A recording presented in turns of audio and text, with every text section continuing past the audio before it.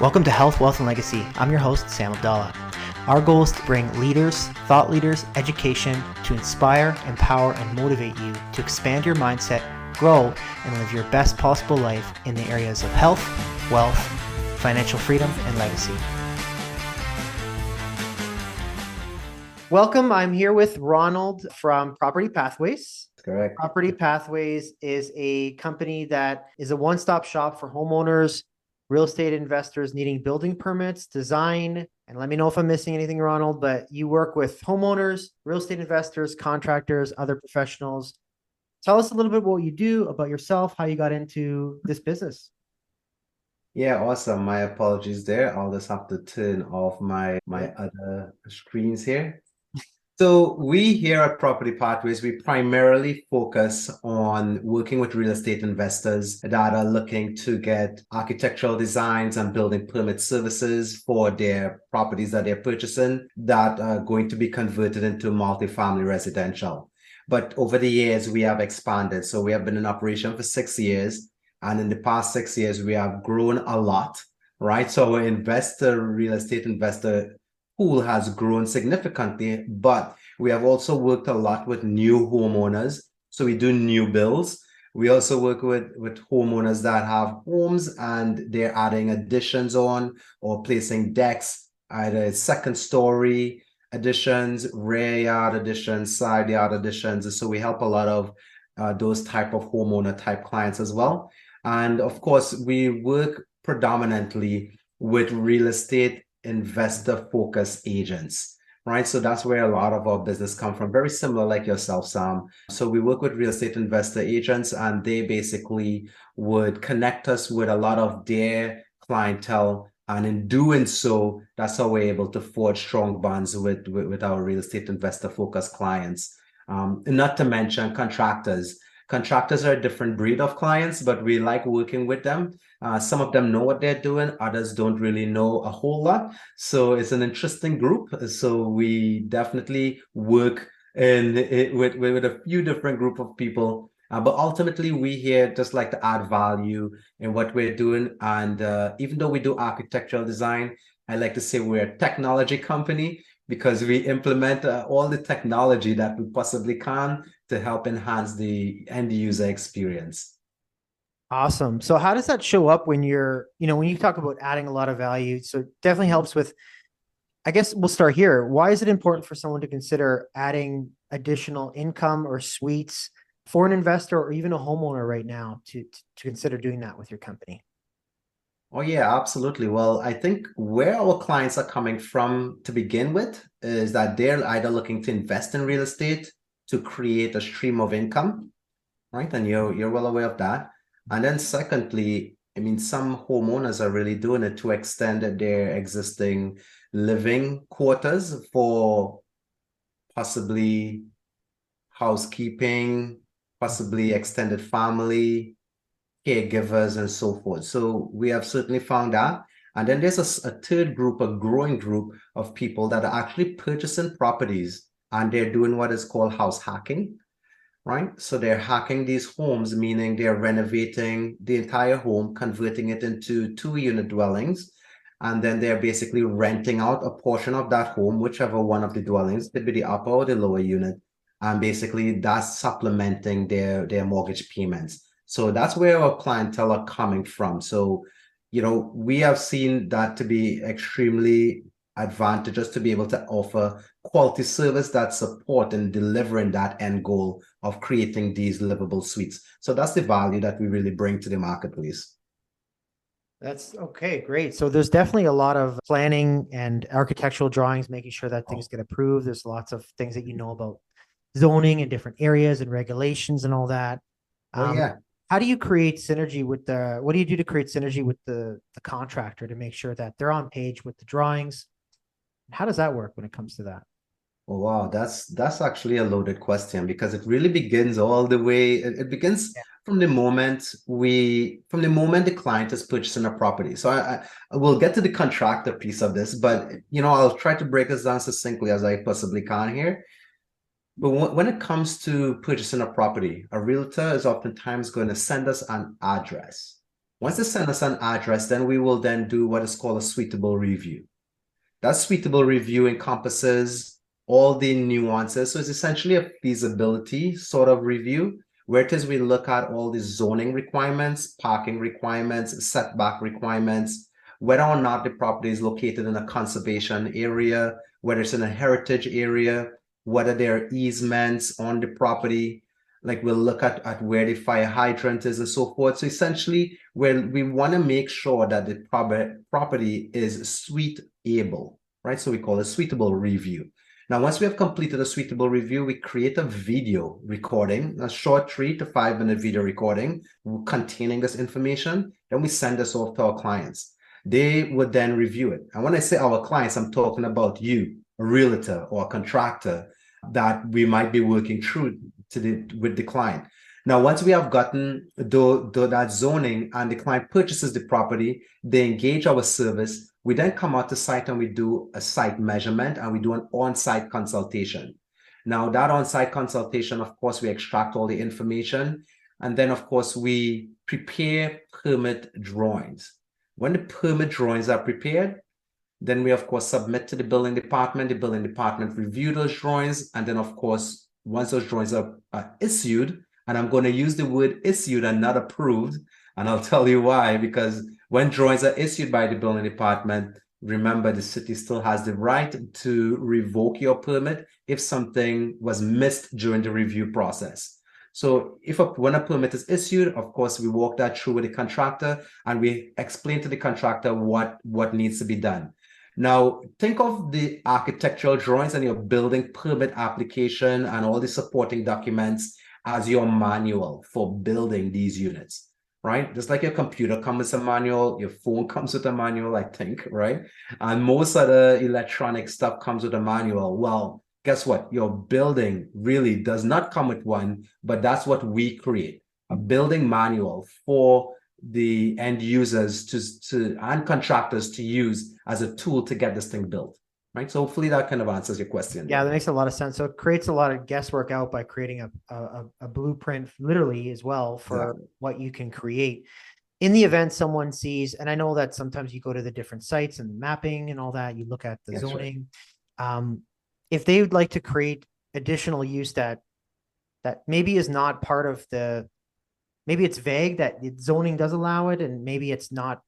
Do you have drawings that propose that? Maybe it's not something that'll be instantly approved, but you say, okay, we can build 500 square feet. The person maybe says, well, let's see if we could build 550 or 600. And can we add another 2 units or 1 unit, for example? Like, how does that work when it comes to the nuances there? Like, how do you decide with the drawing, what the drawing will be based on what maybe versus what the client's looking for?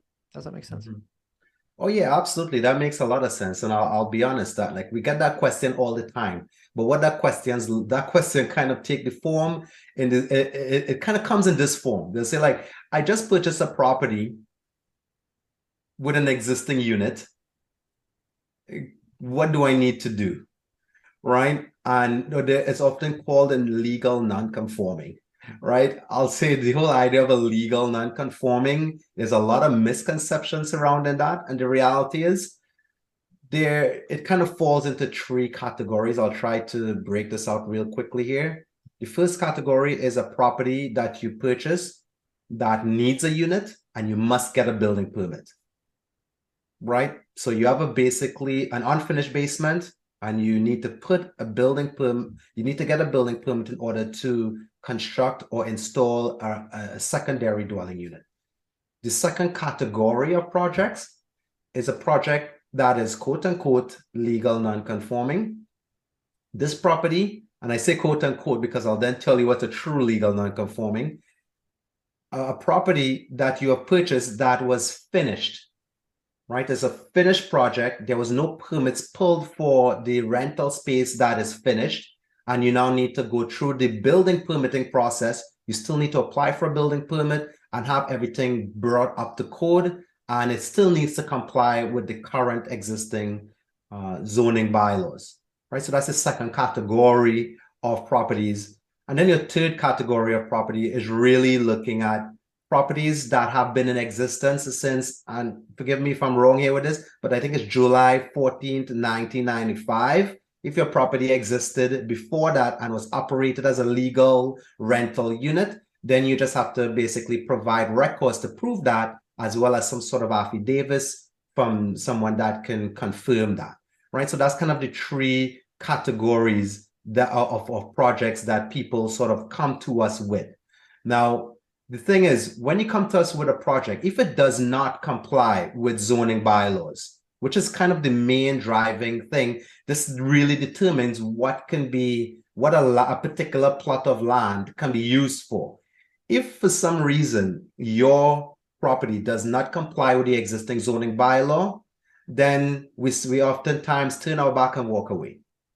Okay, no, I'm kidding. We actually don't turn our back and walk away. We just inform the client as to what are some of the additional steps that will be needed, right? Because once the zoning bylaw doesn't comply, it depends on to the extent of that it does not comply or the nature of its non-compliance. It then determines what is going to be the next steps. So, for example, if you have a property that has a driveway and the bylaw says you need to have parking side by side, but your driveway is just a single parking, then you would have to apply for what is known as a minor variance. So you have to go to the committee of adjustment. I'm sure you've heard that before. You probably had a lot of clients that have been through that process. So we'll then walk them through that committee of adjustment process. And if for some reason that fails, then we of course could take it to the Ontario Land Tribunal. So when we engage a client, the first thing that we really want to do is make sure that zoning complies in every regard.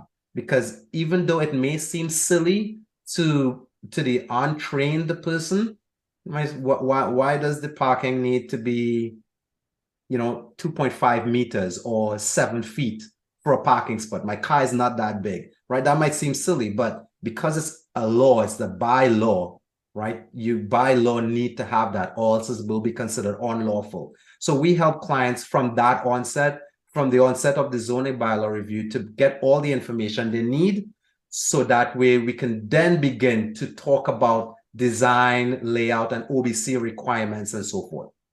Okay, so zoning bylaw is a big pillar of that. Let's just say, for example, you look at a property in Kitchener, it says detached dwelling is possible, permitted use. You download it. 2 questions. What's the difference between the old bylaw and the new bylaw coming up? Because I know you're an expert on this. So that's one question. Second question is, if this person looks at this and says, okay, I can do a detached dwelling, amazing. What do you do to determine how big that dwelling can be? Let's say I'd like to build a coach house, or I'd like to build a whatever it is. How do you determine how big that dwelling can be so that way you can create the drawing of the owner's manual to get the permits approved, if that makes sense? Selling your home during tough times, whether you're downsizing, divorce, or debt, we understand the unique challenges you're facing. Introducing our specialized real estate solution to help you navigate these difficult times with ease. Selling a home can be overwhelming, and yet our experienced team will guide you through the process, providing personalized strategies to maximize your home's value. Whether you're downsizing, going through a divorce, facing debt, we'll help you sell your home and start anew. Don't let these challenges define your selling experience. Let us turn them into opportunities. Visit our website at affluenceregroup.com to learn more. Yeah, so those are obviously 2 loaded questions. And yes, I am definitely an expert when it comes to zoning bylaws and what they contain, because we do a lot of those. I will say this, and I have not looked at the zoning bylaw in Kitchener in recent weeks, I would say, but I do know, as per Bill 23, which is More Homes Built Faster, that was just enacted, all municipalities are now revising their local municipal zoning bylaws, which means that it has to be revised to allow for up to 3 dwelling units per lot. And most municipalities are going above and beyond that, simply because there is a real need and there's a real housing crisis, right? So most municipalities are actually addressing that and being very aggressive with what it is they're proposing in their new zoning bylaws. We have just completed a number of projects in cities. I can name a few for sure. Of course, Hamilton, They have just recently updated their zoning bylaws just to the end of last year. Bradford is going through a complete review of their zoning bylaws. Burlington is doing the same thing. Kitchener as well, completely revising their zoning bylaws. I think I mentioned Burlington, Oakville. The last I would mention here is St. Catharines. They're also doing it, though it's not very publicly known. They're also going through that very same process of amending their zoning bylaws. So when it comes to actually looking at a property and determining whether or not you can add multiple dwellings, some of the things that you obviously want to look at is well, first thing I would say is parking. What is the parking requirements on a lot? Like, parking is probably the single most restrictive requirement that actually removes a bunch of properties from being able to be converted into multiple dwellings without a minor variance. What if they could add parking in the lot was big enough to add parking, but it wasn't there already? Could that something be done there? Yes, absolutely. So if the lot could accommodate parking, but it did not exist before, then you can absolutely create that additional parking by cutting the curb, widening the driveway, once you still maintain the necessary setback, buffer, and so forth, depending on what's the adjacent lot and things like that.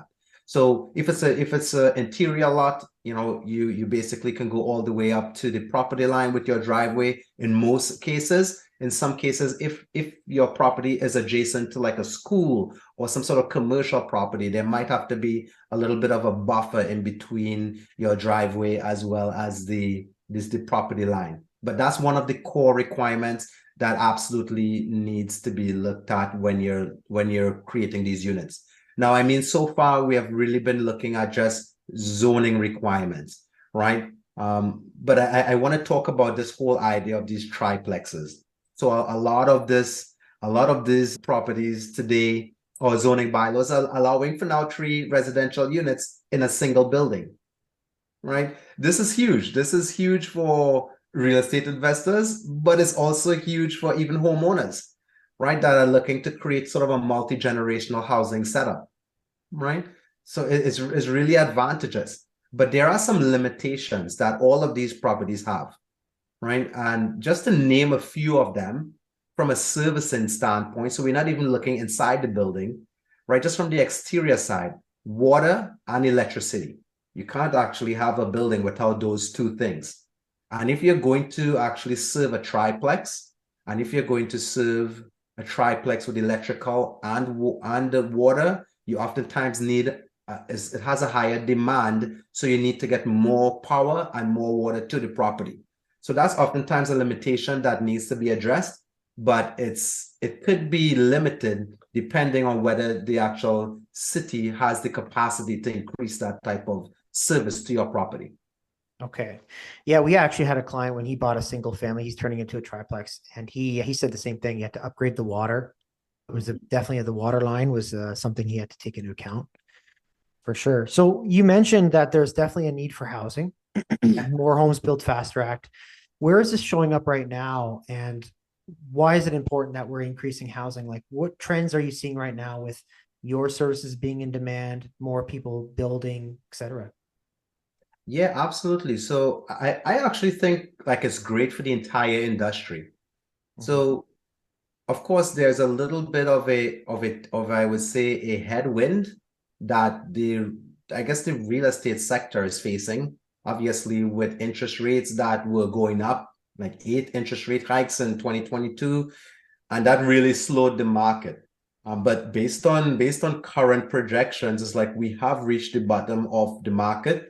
And that is also sort of verified or validated by the fact that the last 2 interest rate hikes did not happen and everything just remained flat.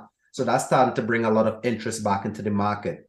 Now, this is obviously being driven and really what's driving the demand here is the immigration policies, right? So immigration policies is definitely driving the demand for housing. And then, of course, we have a government that is pro-housing for obvious reasons. and they're implementing housing policies and housing legislation that will support that in various municipalities. And to layer that, we have municipalities that are very pro-housing, even though there are some limitations and there are some pushback, but they all realize that there's a real need. So what is that doing for our industry? Is that real estate industry? Is that we have found that at least in the last 3 months, there has been a lot more interest in property sales that have been coming live. And you would have a better sense of that. But on the back end, we know this because we are getting a lot more inquiries from clients who were purchasing a year ago and also new clients just inquiring, right? And because Bill 23 has really made 3-unit dwellings ubiquitous throughout Ontario, we have a lot of homeowners inquiring as to how do we build garden suites? How do we, convert a single home into 2-unit dwelling? And that's something that we truly enjoy doing, but we realize that there is a huge gap as well, because a lot of people don't understand how that's going to be financed. They don't understand what are the nuances involved in it. Most people are getting their information from HGTV, which obviously is not realistic, right? So we have definitely seen a huge uptick in interest for our services, and we think it will continue throughout the remainder of this year. Yeah, you brought up a great point too, because even if affordability goes down, people are looking for more ways to generate more income in their home. That's correct. Yeah. And I had a conversation the other day with a client. He was moving from a condo and he's like, I said, what if we look at a property right now with a decent sized lot and look at potentially having that garage, turning that into a coach house or having an income there? Yeah. And it's really neat because Kitchener doesn't have right now, time of this recording, doesn't have any regulations on short-term rental, but even creating more income, he's living on that property anyway. Oh yeah, absolutely. He's creating, it makes an easier argument for people, regardless of where they are, to add more housing to their lot and buy something with some form of land. What do you think? Oh yeah, absolutely. I think there's huge advantages to purchasing a property. So let's talk a little bit about that, because there's a lot of talk around this garden suite movement, right? Yeah. So garden suites essentially is not the right term to use when we're talking about additional housing.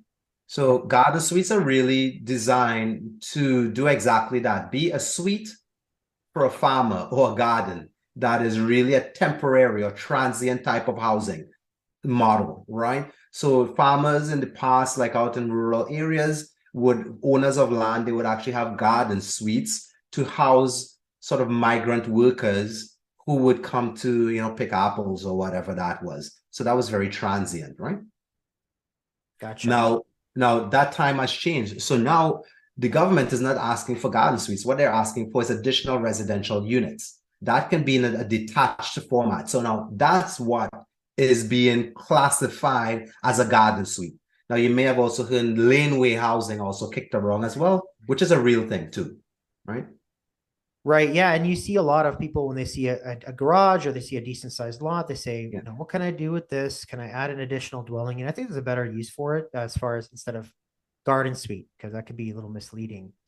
Oh yeah, absolutely. Well, if you have an existing garage on your property, that's a gold mine. And I say like that's kind of like oil coming up to the surface of your lot. Like just like oil, like whoa, I don't even need to drill a well, so basically it makes it very, very appealing or very easy to convert a property if you have a garage that is built well and a garage that even has power run to it. In some cases there are. So if you purchase a property with an existing garage and it has power in it and it's in good sound structural condition, then that's a great property that you can certainly install an accessory dwelling unit detached in with minimal requirements. Why? Because if it was built before the passing of the I would just say last bylaw, whichever municipality that is, if that garage that exists was built before the passing of that last bylaw, chances are you would not need to meet the requirements of a new garage or secondary dwelling unit zoning requirements. And that can certainly have huge positive implications. Okay, excellent. So homeowner, someone looking to purchase, they look at the lot, they have a consultation with you to determine what their goal plan is for that property, to figure out what they'd like to do, what their long-term goal is. Yeah. And it also helps, like you said, add additional housing, income. There's a shortage of housing. How would that, why is it important to potentially, or I guess, how would that impact the ability for the property to perform better, to add value to the property by adding 1 or 2 units? And are you seeing this more often now, right? Especially with Toronto and in Hamilton and in Kitchener? Oh yeah, 100%. So clients are no longer doing BRRRRs to 2-unit homes. That's actually no longer a thing because it's not actually a lucrative strategy for a real estate investor. Now, I do want to say that it is a viable strategy if you're not intending to pull all your money out using the BRRRR strategy, right? Buy, renovate, rent, refinance, repeat. So if that's not your whole goal, if your goal is just to buy a home, renovate the basement, build up the equity there and house hack, like you live in one part of the home and you rent the other out, then that would be an adequate strategy just for 2 units. And I think it also makes sense that if you're going to be living in a property, you probably don't want to live in there, with multiple tenants and so forth. Now, with that said, if you're primarily a real estate investor and you're bringing rental units to the market, in this market, this current day market, you want to start thinking about 3-unit conversions, 4-unit conversions. And if you live in Toronto, you want to think about 5-unit conversions, right? Because Toronto is now allowing up to 5 residential units on a lot, right? Hamilton, right behind second runner-up is basically Hamilton. They're allowing up to 4 residential units a lot, right? And I know there are other municipalities and areas that do some very different type of combinations, right? So, last time I checked, Kitchener would allow you to do an addition to your property. Even before that was allowed elsewhere, you could have done an addition to your property and added a 3rd unit in there, right? So that I found to be interesting. I think is in Innisfil, and this is way far from Kitchener, but in Innisfil they actually allow 2 detached dwelling units on one lot. Like that's really unusual, right? So different cities are doing different things to really try to address this housing crisis. But I guess the case in point here is that clients that are seeking to purchase properties really should be looking for properties that would allow for up to 3 minimum dwelling units a lot, or else the numbers would not work out, and you essentially would be locked in for a while there. Yeah. And I think it's important to have a consultation with you, because when you're doing your due diligence or purchasing or making sure the zoning works, and then having a consultation with you about future plans on that property or getting things going with your team. Oh, big time. I mean, this is what I do every day. And I advise clients. I get a realtor is a huge part of your purchasing team, like your mortgage agent, your lawyer, and and so forth. However, when it comes to looking at a property, the best person to have on your team is a designer that is committed and focused on real estate investing properties. The reason for that is, one is that if you send me a listing or you send me an address, if I said to you, hey, Sam, you can actually add 3 units to this property, then I'm essentially saying to you, you can hold me to that. I will actually deliver this in the form of a building permit to you, right? Once we walk through the process, if you engage our services, right? Secondly, if you work with, let's say, a contractor, and this doesn't detract or take away anything from the value of having a contractor, I could even speak to the value of that, because we renovated over 24 2-unit conversion projects during the pandemic. So I can speak to having the value of a contractor. But with that said, a contractor will come on site and basically look at a property, and they are not committed to walking through that process with the city, which can take anywhere between 2 to 4 months, right, in duration, just going through that whole building permit process. So they aren't committed to that. So I think is always a great idea to make sure that the person who is actually giving you the advice is the person who's going to be doing the work, because then you can hold them to it, right? And that's what it is we actually welcome. We invite our clients to hold us to what it is we say we would do, because then we would actually deliver on that ultimately. Mm. Okay, so you walk the client through that process. You also take care of the correspondence with city. What does Yeah. that communication look like as far as, or mapping that out when, client buys a property, Mhm. consultation with you, you figure out they can build a triplex, maybe they can add another addition and the unit. What does that process look like? Do you kind of map it out with them? Okay, we're going to do the drawings at this time. Then we're going to be in touch with the city. Here's the, any applications or minor variants. What does that look like when it comes to putting that together? Well, that's a fantastic question. I think most people need to understand this, that it is a very lengthy process and it is one that does require a lot of steps. Here at Property Pathways, we have developed a 9-step process. I don't even think you even may have known of this, but that's just such a great question, because what that process is designed to do is a mind map. It's a flow chart that helps clients see how it is we're going to navigate the entire process. And so it usually begins with us, right, from a consultation, a very similar type of Zoom consultation.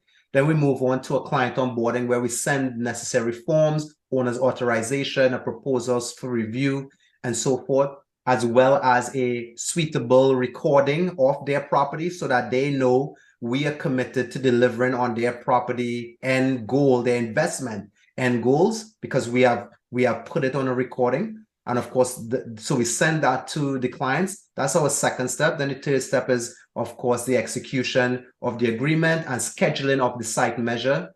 Then once we have scheduled the site measure, we then complete a thorough analysis of the property using our 3D laser scanner that we come out to site. Our team members will take care of all the measurement, do an on-site consultation, extract the site data, but also consult with you to find out what your design needs are for the property and what your end goals are, because that's very unique from client to client, even though they are investors. And then, of course, we always prepare 2 design options for every client, a cost-effective option as well as a ideal option. The cost-effective option usually includes no engineering type of cost, whereas the ideal option is a far more superior type of layout. And those 2 options are designed to really create is an ideation session, right? Now, once we have completed that session, we do it on a live 3D model walkthrough where you get that immersive experience.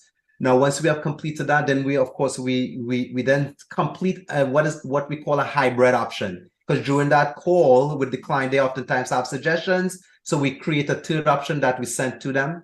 Once we have completed all the design options, the client has signed off, then we complete the permit production portion of this. And of course, once the permit production is completed, we send it to the city. We liaison with the city. We have all the necessary documentation. The city will always come back asking for clarification or additional documentation. So that's a process that happens in the back end. And of course, once we have the issue drawings in hand, we then schedule a call with the clients to go over those approved or issue drawings with the contractor that's building the project. So that way we make sure that they are clear on what is required.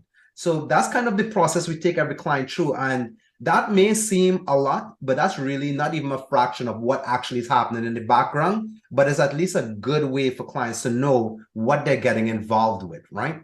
Yeah, right. And I think you're being their liaison, you're mind mapping that, and then you're also holding yourself accountable. You're going back and forth with the city, you're helping create guidelines around it.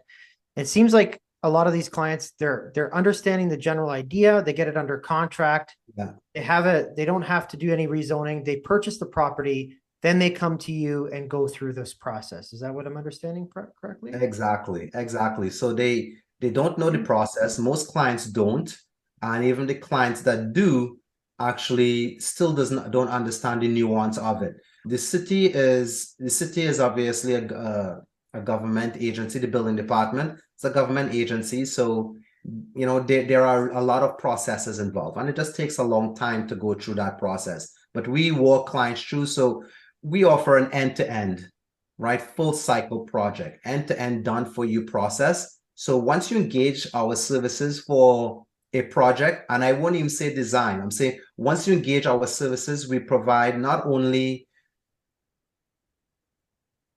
investing strategy, right? We offer the design permitting advisory, building permitting services, as well as we on the back end, we offer ongoing consultation to ensure your project is running smoothly. So we definitely make sure that our clients are successful when it's all said and done. And for that reason, we have a number of repeat clients, and of course our clients, as they continue to grow from 2-unit dwellings to 3-unit dwellings to multiple dwellings, they continue to utilize our service and our advisory service because it just makes sense. Excellent.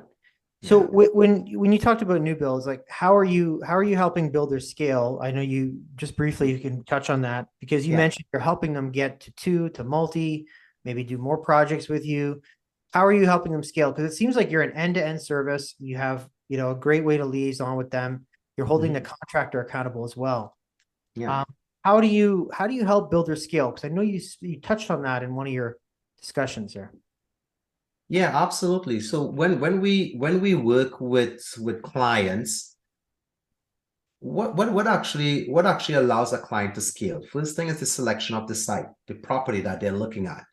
We have the ability in-house to look at not only existing properties, but we have the ability in-house to look at raw land and determine exactly what could be done there, whether it's a subdivision.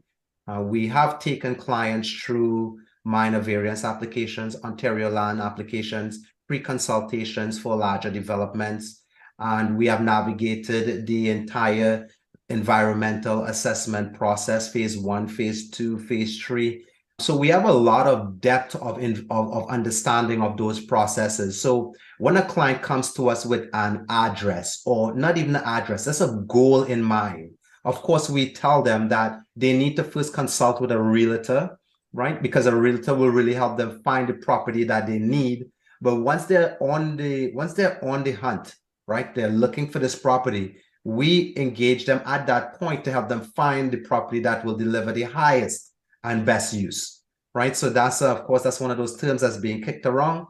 But in order to determine the highest and best use, you must have a thorough understanding of official plans, housing policies, zoning bylaws, secondary plans, conservation plans, and so forth. Like there's a lot involved here, right? So, and we can't get into all of that on this call, but just know that's how we're assisting people get to the next level, by leveling up with what it is we understand from a planning standpoint.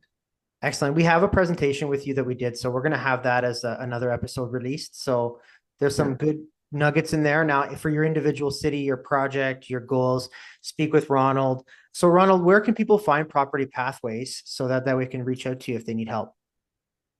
Great. So you can find me on Instagram. That's where we put out content on a daily basis. We try to make sure that the community is informed, but you can also DM me directly through Instagram. My contact information is also there, my email address, as well as phone number, our office phone number. So you can reach out to us on Instagram at Property Pathways, right? So Property Pathways, that's our handle. You can also see that we are posting videos on YouTube as well. You can't find us on Facebook. We are not super active on there. But it's always a great idea. If you go to our website, www.propertypathways.ca, you can actually find our website there. Go to our contact form. We have a really immersive and interactive contact form that would allow you to select some components and then schedule a call using Calendly to a 15-minute consult. I will always sit down with anyone who would like to talk about this sort of stuff, because this is what we do. I truly enjoy it, and I think it brings a lot of value, and I've been told it brings a lot of value to what it is people are trying to build, which is their wealth. Well, thanks so much, Ronald. I know it's helped. It helps our investors tremendously. More need for housing. There's a lot of things we touched on. You touched on some great points in this episode. So we appreciate your contribution in helping our investors and people create more housing and build their wealth. Absolutely. Well, thank you very much for having me, Sam. We can always do this again. Just let me know when you're ready, and I'm good for it, my friend.